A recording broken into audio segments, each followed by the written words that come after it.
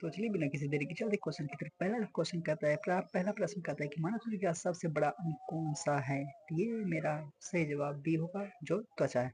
चलिए दूसरे प्रश्न की ओर बढ़ते हैं। दूसरा प्रश्न कहता है कि त्वचा का मुख्य कार्य क्या होता है? यह होता है शरीर की रक्षा करना। ऑप्शन सी सही जवाब।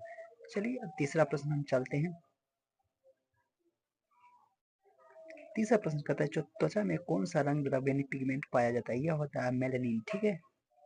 चलिए चौथा प्रश्न कहता है त्वचा कितने प्रकार के होते हैं? ये 5 प्रकार के होते हैं। ठीक, अगर आप जानते हैं तो कमेंट अवश्य करें। अगर आप ब्लड के बारे में जानना चाहते हैं तो नीचे लिंक डिस्क्रिप्शन में डाल रखा है।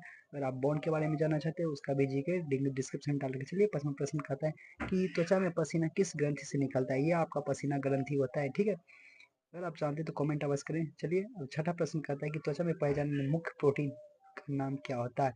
यह कोलेजन होता है, जो एक प्रोटीन होता है। ठीक, त्वचा में। चलिए सातवां प्रश्न कहता है त्वचा की कितनी परतें होती है? यह आपको 3 परतें होती है। ठीक है, त्वचा में 3 लेयर होते हैं। ठीक, इसका सही जवाब है बी, ऑप्शन बी।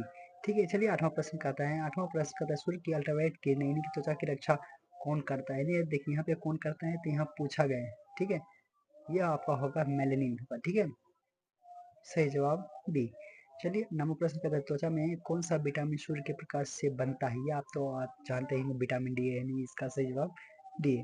ठीक, अगर आप जानते हैं तो कमेंट अवश्य करें और अंत में आप जरूर बताइए कि आपका 10 में से कितना सही हुआ है। चलिए 10वां प्रश्न कहता है त्वचा में बालों की वृद्धि किस प्रत में होती है? यानी कि त्वचा जो होता है ना 3 लेयर होते हैं, उसमें से किस प्रत में होती है? तो ये आपका हो जाएगा डर्मिस। ठीक है, अगर आपका वीडियो पसंद लगा तो लाइक सब्सक्राइब